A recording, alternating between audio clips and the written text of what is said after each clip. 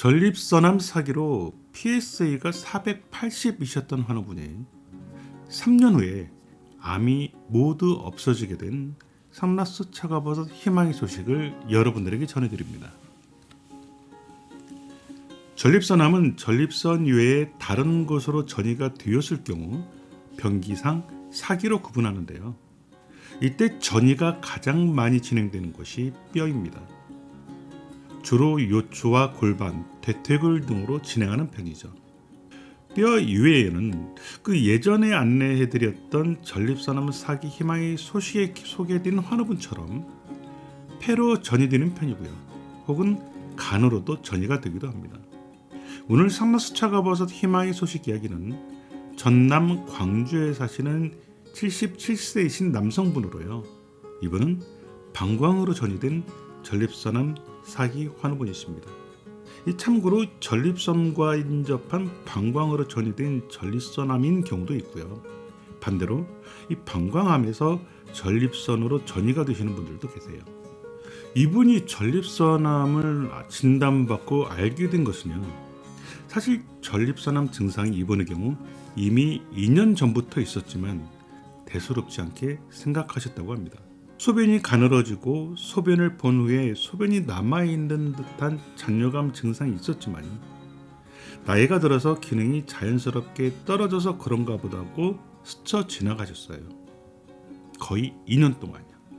하지만 어느 순간부터 소변이 마려우면 참지 못하게 되고 요실금 증상까지 있는 상황에서 이 소변에 피까지 나와서 동네 비뇨기과에서 검사를 마친 후 이 비뇨기과에서 큰 병원으로 빨리 가보라는 소견에 의해서 서울에 있는 대학병원에서 여러 검사를 거쳐 최종 방광으로 전이된 전립선암 사기의 진단을 받게 되셨습니다. 이 환우분 말씀으로는요. 처음 증상에서 사기암으로 진단받기까지는 약 2년 정도의 시간이 흘렀다고 하시더군요. 다른 암과 마찬가지로 이 사기암은 수술이 어려운 상황이어서 약물 치료만 가능한 상황이셨습니다. 방광암으로 전이된 이분의 경우는요. 원래 방광암 치료에 대표적으로 사용되는 BCG 치료와 함께 전립선에 사용되는 호르몬 치료 그리고 경구형 항암제 치료를 진행을 하셨어요. 또한 평소 혈당이 높은 당뇨도 있으셔서 당뇨약을 복용해 오셨습니다. 이 기간에 소변이 자주 마려운 것과 통증으로 인해서 밤에 잘 주무시지 못하는 안타까운 상황이셨어요. 병원 치료에 특별히 이렇다 할 체계적인 방법 없이 그냥 일반적인 식사를 해 오시던 환우분과 가족분들은요. 병원 치료는 그대로 받으면서 함께 할 여러 방법들을 찾기 위해 노력해 오셨고 저희 상라수와 인연이 되어서 식사에서 운동까지 하나하나 환우분의 몸이 병원 치료를 잘 견뎌내고 좋은 결과가 있도록 함께 노력해왔습니다. 이미 많은 분들도 알고 계실 거예요. 이 전립선암에 사용되는 호르몬 치료는요. 원래 이 남성 호르몬은 전립선암의 성장을 촉진하게 돼요. 그래서 남성 호르몬 생성을 차단 혹은 호르몬 기능을 억제하는 치료가 전립선암 호르몬 치료입니다. 하지만 이 호르몬 치료는요. 치료 초기에는 암의 진행을 막거나 속도를 늦출 수는 있지만 사실 안타깝게도 호르몬 치료만으로 전립선암이 완전히 완치가 되는 것은 아니에요.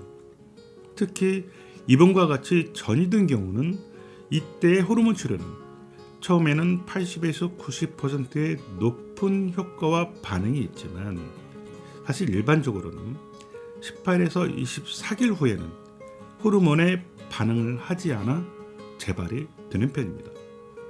이 병원 치료 외에 환우분의 식사, 운동, 건강식품 등은 대학 교수로 재직 중이신 아드님이 더 적극적이셨어요. 물론 가족분들의 상의 끝에 결정하신 것이죠. 대부분 우리 암 환자분들이 가능한 흰쌀밥을 삼가하고 현미 잡곡밥을 드시는 것처럼 우리 전립선암 환우분 역시 흰쌀밥을 멀리하고 현미 잡곡으로 식사를 하셨습니다. 제가 환우분과 그 다음에 아드님께 알려드린 전립선암에 좋은 음식, 식단, 식이요법을 최대한 지키시려 노력을 하셨는데요. 사실 무엇보다도 전립선암에 가장 삼가해야 할 동물성 지방 아예 끊으셨습니다. 그 외에 암에 좋지 않다고 알려진 음식들을 삼가고요. 대신 그 외에는 골고루 맛있게 드시는 것을 첫 번째로 하며 현미 잡곡밥과 함께 야채 위주의 식사 그리고 방울토마토를 데치거나 갈아서 꾸준히 드셨습니다. 전립선암에 좋은 음식 하면 제일 많이 그리고 가장 많이 언급되는 음식이 바로 이 토마토죠. 그 이유는 토마토에 풍부한 이 라이코펜이라는 영양소 때문인데요. 참고로 토마토 종류에 따라서 이 라이코펜 함량이 다르다는 것을 알고 계시나요? 일반 토마토보다는요, 방울토마토의 2배 정도 더 많이 들어있어요. 따라서 가능한 일반 토마토 대신 방울토마토를 드시는 것을 추천을 드리고요. 또한 이미 많은 분들이 알고 계신 것처럼 이 토마토의 라이코펜은 먹는 방법에 따라서 8배 이상의 효능 차이가 있죠. 이 자세한 내용은 우측 상단에 예전에 소개해드린 토마토 먹는 방법 이 내용 영상을 참고를 해주시면 되겠습니다. 우리 전립선암 환우분들은 운동을 어떻게 하고 계시나요? 자전거가 전립선 비대증, 전립선암에 좋지 않다란 이야기를 들어보셨을 텐데요. 사실 아직까지 학계에서는 전립선 질환의 자전거가 좋지 않다라는 명확한 결과는 없습니다. 하지만 단 이 전립선염은요, 자전거가 오히려 염증을 증가시키는 것으로 확인되어서 전립선염이 있으신 경우에는 가능한 자전거를 타지 않는 게 좋습니다. 이 환우분의 경우에는 잔뇨, 요실금, 급박뇨 등의 소변 장애와 통증이 있으셨어요. 저희가 이분에게 안내해드린 전립선암 좋은 운동은 바로 걷기였습니다. 특히 아침 8시에서 10시 사이 그리고 저녁 7시에서 11시 사이에 운동을 하실 것을 추천을 드렸어요. 환우분은 저녁 운동을 마친 후 온열요법으로 특히 반신욕을 추천드렸습니다. 반신욕이 어려운 경우에는요, 족욕도 아주 훌륭한 방법이죠. 병원 치료와 함께 식사, 운동, 식이요법, 그 다음에 반신욕, 족욕 이 모든 것들을 함께한 이분의 결과는 어떻게 되셨을까요? 처음에 암 진단 당시 종양 수치, 암 수치인 PSA가요 480이셨는데 이게 89로 뚝 떨어지셨어요. 무려 391 정도가 떨어지게 되셨죠. 그리고 공복혈당도 128로 조금씩 안정을 찾기 시작하게 됩니다. 또한 몸 상태는요, 암 진단 그리고 초기에 불편해 하셨던 여러 소변 장애와 통증이 서서히 완화되면서 주무시다가 여러 번 깨지 않고 점차 숙면을 취하게 되셨어요. 이런 노력 끝에 만 3년이 지난 뒤의 환우분의 몸 상태는요, PSA가 더욱더 점차 떨어져서 2.8까지 떨어지셨습니다. 또한 여러 검사를 통해서 더 이상 암이 존재하지 않는다는 진단을 받게 되셨죠. 물론 당시 검사 결과에서 이 암이 없다라는 것이 의학적으로 완치를 의미하는 것은 아니지만 언제든지 전립선암이 재발될 수 있어서 더욱더 몸을 관리해야 된다는 것을 잘 알고 계셨기에 이후에도 3개월 그리고 다시 6개월마다 꾸준히 정기 검사를 받으셨습니다.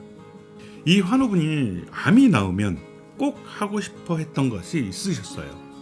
바로 자원봉사입니다. 암이 없어진 후에는요, 자원봉사를 통해서 다른 이들을 섬기는 이 봉사에서 마음의 치유를 받고 계시다가 저희에게 전해주셨습니다. 재발 없이 의학적으로 전립선암 완치 소식을 전해주시길 저희 상나수도 기원합니다.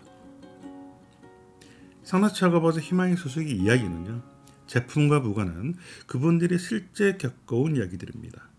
이 이야기가 다른 분들에게 희망이 되어 모두 건강하시길 소망합니다.